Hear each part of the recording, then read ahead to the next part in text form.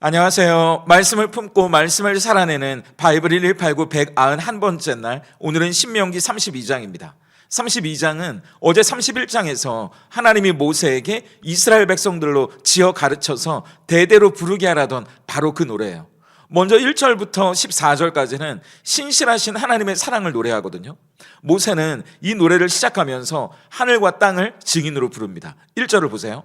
하늘이여 귀를 기울이라, 내가 말하리라, 땅은 내 입의 말을 들을지어다. 왜 이렇게 비장할까요? 이 노래는 앞으로 이스라엘 백성이 반드시 하나님을 배반할 거라는 걸 전제로 하고 있기 때문입니다. 그래서 하늘과 땅을 증인으로 부르는 거예요. 그런데 그 하나님이 어떤 분인지 4절에서 이렇게 노래하거든요. 그는 반석이시니 그가 하신 일이 완전하고 그의 모든 길이 정의롭고 진실하고 거짓이 없으신 하나님이시니 공의로우시고 바르시도다. 하나님은 반석이랍니다. 견고하고 변함없고 절대적으로 신뢰할 수 있는 분이라는 뜻이죠. 그런데 그분의 자녀라는 이스라엘은 어떤가요? 5절이에요. 그들이 여호와를 향하여 악을 행하니 하나님의 자녀가 아니요 흠이 있고 삐뚤어진 세대로다. 아버지는 반석같이 바른데 자녀인 이스라엘은 삐뚤어졌다는 거예요. 그래서 이 노래의 첫 번째 핵심 명령이 7절에 나옵니다. 옛날을 기억하라, 역대의 연대를 생각하라, 내 아버지에게 물으라, 그가 내게 설명할 것이요 내 어른들에게 물으라, 그들이 내게 말하리로다. 무엇을 기억하라는 겁니까? 9절이에요. 여호와의 분깃은 자기 백성이라, 야곱은 그가 택하신 기업이로다. 이스라엘에게 사랑받을 이유가 있었던 게 아니고요, 하나님의 전적인 은혜로 선택받은 사랑이었다는 거예요. 그 사랑을 이스라엘이 받았다는 겁니다. 하나님의 그 사랑이 얼마나 극진한 사랑이었는지 10절에서는 하나님이 눈동자같이 그들을 지키셨다고 노래해요. 눈은 먼지 하나만 들어가도 즉각 반응하는 가장 예민한 기관이잖아요. 하나님이 우리를 그렇게 예민하게 지키시고 돌보셨다는 말이죠. 11절에서는 어미 독수리가 새끼를 강하게 키우는 것처럼 그렇게 이스라엘을 사랑하셨답니다. 둥지를 일부러 흩어뜨리고 새끼를 절벽에서 밀어 떨어뜨리면 새끼는 필사적으로 날갯짓을 하다가 힘이 빠져 추락하죠. 그러면 어미가 어디에선가부터 번개같이 나타나서 그 연약한 새끼를 자기 날개 위에 업어 다시 둥지로 올라오는 거예요. 우리도 때로 삶의 둥지가 어지럽혀지고 절벽에서 떨어지는 것 같은 고난을 겪을 때가 있죠. 그런데 그건 하나님이 우리에게 날개치는 법을 가르치기 위해서입니다. 혹시 그러다가 우리가 힘이 빠져 추락할라 치면 하나님은 어디에선가부터 나타나셔서 그분의 강한 날개로 우리를 업어 여기까지 인도해 오셨다는 거예요. 그래서 12절을 보세요. 여호와께서 홀로 그를 인도하셨고 그와 함께한 다른 신이 없었도다. 하나님이 혼자 다 하신 일이랍니다. 우리가 기억해야 할 건 그 신실하신 하나님의 사랑이라는 거예요. 신앙은 하나님과 우리가 맺고 있는 이 관계를 기억하는 겁니다. 내가 누구에게서 태어났는지, 누가 나를 저 황무지 같은 세상에서 발견했는지, 그리고 누가 지금까지 나를 업어 키웠는지, 바로 그분이 하나님이라는 사실을 잊지 않는 거예요. 그런데 15절부터 36절까지는 이스라엘의 배반과 하나님의 심판의 내용이 이어집니다. 신실하신 하나님의 사랑을 받았던 이스라엘이 어떤 선택을 하는지 15절을 보세요. 그런데 여수룬이 기름짐에 발로 찼도다. 내가 살찌고 비대하고 윤택함에 자기를 지으신 하나님을 버리고 자기를 구원하신 반석을 업신 여겼도다. 이 여수룬은요, 하나님이 이스라엘을 부르는 애칭입니다.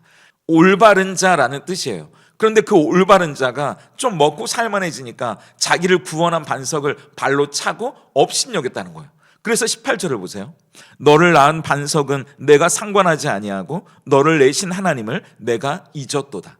모세의 노래 중에 첫 번째 부분의 포인트가 신실하신 하나님의 사랑을 기억하라였다면, 이 두 번째 부분의 포인트는 잊었도다가 됐어요. 여기에 대한 하나님의 반응이 뭡니까? 20절이에요. 그가 말씀하시기를 내가 내 얼굴을 그들에게서 숨겨 그들의 종말이 어떠함을 보리니 그들은 심히 패역한 세대요 진실이 없는 자녀이미로다. 재앙이나 질병보다 무서운 건요, 하나님이 당신의 얼굴을 숨기시는 거예요. 하나님의 임재가 우리의 삶에서 떠나가는 겁니다. 그래서 하나님은 이방 민족에게 이스라엘을 넘겨주셔서 불화살, 굶주림, 질병, 칼 같은 재앙으로 그들을 치시겠다고 말씀하세요. 그 심판의 목적은 뭐겠습니까? 다시 이스라엘이 정신 차리고 하나님께로 돌아오기를 원하고 계시는 거잖아요.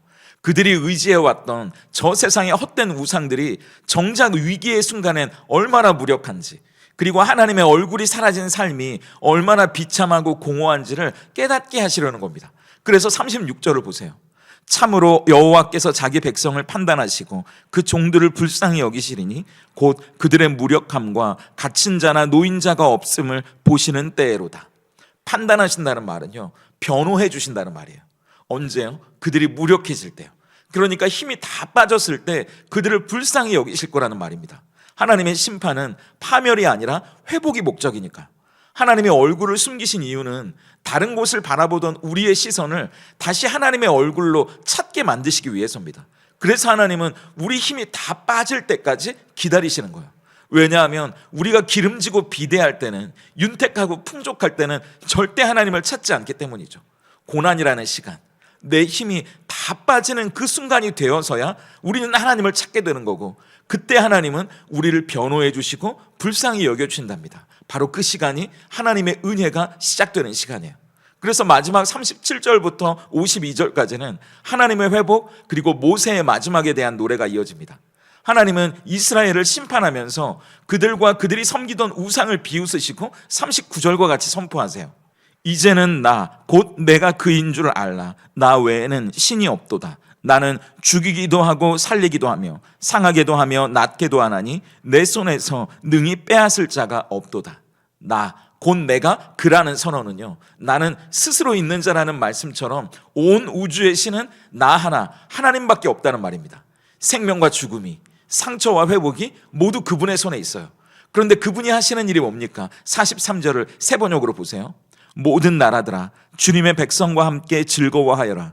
주님께서 그 종들의 피를 흘린 자에게 원수를 갚으시고 당신의 대적들에게 복수하신다. 당신의 땅과 백성이 지은 죄를 속하여 주신다. 하나님의 뜻은 심판이 아니라 우리의 죄를 용서해 주는 거랍니다. 그렇기 때문에 어떤 아픔과 슬픔 속에서도요, 우리는 하나님의 회복을 소망하는 거고요, 그 소망 안에서 기뻐할 수 있는 겁니다. 그리고 이어서 하나님은 모세를 느보산 꼭대기에 가서 약속의 땅을 바라보며 거기서 죽음을 맞이하라고 말씀하세요. 모세 개인으로 보면 너무 안타까운 일이죠. 그런데 모세는 율법을 상징하는 인물이잖아요. 율법은 우리에게 약속의 땅을 보여줄 수는 있습니다. 무엇이 선이고 무엇이 악인지 가르쳐 줄 수는 있어요. 하지만 율법은 우리를 그 약속의 땅으로 데리고 들어갈 힘은 없습니다. 왜냐하면 율법의 대표였던 모세 자신도 흠이 있고 삐뚤어진 인간의 연약함을 벗어날 수 없었다는 걸 하나님이 보여주시잖아요. 무리바 사건을 통해 그걸 이야기하시는 겁니다. 율법은 기준을 보여줄 뿐이에요. 우리가 거기 도달할 수 없다는 것도 함께 보여줍니다. 그렇다면 누가 우리를 데리고 약속의 땅으로 들어갈 수 있는 거죠? 모세의 뒤를 이은 지도자 여호수아. 예전에 바이블 1189 민수기에서 말씀드렸잖아요. 이 여호수아란 이름의 신약식 표현이 바로 예수라고요. 율법이 할 수 없는 그 일을 이루시는 분은 예수님이십니다. 그분의 은혜만 우리를 약속의 땅으로 데리고 들어갈 수 있어요. 그래서 우리를 향한 신실하신 하나님의 사랑을 잊어버리지 않을 수 있는 방법은 예수님을 바라보는 거예요. 왜냐하면 예수님이야말로 눈동자같이 우리를 지키시는 분이거든요. 어미새가 아기새를 업듯 인도하시는 그 하나님의 사랑이 우리에게 보여준 가장 위대한 사랑의 표현이셨기 때문입니다. 하나님이 사람이 되셔서 우리에게 오셨대요. 우리 대신 저 십자가에서 죽으셨답니다. 그리고 부활하셨어요. 거기에 우리가 한 일은 아무것도 없습니다. 우리를 사랑하신 하나님이 다 하셨어요. 그 은혜만이 우리를 약속의 땅으로 데려다 줄 수 있습니다. 그렇다면 오늘 이 신명기 32장이 던지는 질문 앞에 우리는 어떻게 삶으로 대답할 수 있을까요? 그 질문은 나는 여수론입니까? 아니면 힘이 다 빠진 자입니까? 예요. 오늘 본문은 이스라엘을 부르는 두 종류의 명칭을 대조해서 보여줍니다. 하나는 여수론이죠. 그는 기름지고 풍족한 삶을 삽니다. 스스로 올바른 자라고 생각하고요. 그런데 다 가졌기 때문에 자기를 구원해준 반석을 발로 차고 잊어버려요. 더는 그 반석이 필요 없기 때문이죠. 하지만 힘이 다 빠진 자는 무력합니다. 아무것도 가진 게 없어요. 할 수 있는 것도 없습니다. 그래서 저 절망의 바닥에 넘어져 있는 사람이에요. 그런데 우리는 다 여수론이 되고 싶지 힘이 빠진 자가 되고 싶지는 않잖아요. 그런데 하나님은 여수론을 향해 내 얼굴을 숨기겠다고 말씀하시고 힘이 다 빠진 자를 오히려 불쌍히 여기시겠다고 말씀합니다. 오늘 그렇다면 우리의 영적 상태는 어디에 가까울까요? 혹시 내가 이룬 작은 성공, 나의 의로움, 나의 신앙의 경력들을 바라보면서 이만하면 됐지 스스로 올바른 자라 여기는 여수론은 아닌지 돌아봐야 합니다. 복음은 여수론이 아니라 내가 무력하다는 걸 인정하는 사람, 내 힘이 다 빠져서 주님밖에는 없습니다라고 고백하는 자에게 임하는 하나님의 능력이에요. 오늘 우리 어깨에, 우리 목에 힘이 들어가 있다면 그 힘이 좀 은혜로 빠질 수 있다면 좋겠습니다. 그래서 여수론으로 살아가는 게 아니라 하나님이 아니면 살 수 없다 여기는 심령이 가난한 자, 겸손한 자에게 임하는 그 은혜로 살아갈 수 있는 오늘 하루가 될 수 있다면 좋겠습니다. 함께 기도하겠습니다.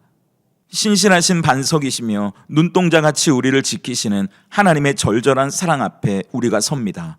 하지만 우리는 그 사랑 앞에서 그 반석을 잊어버리고 발로 차버렸던 여수론이었음을 고백합니다.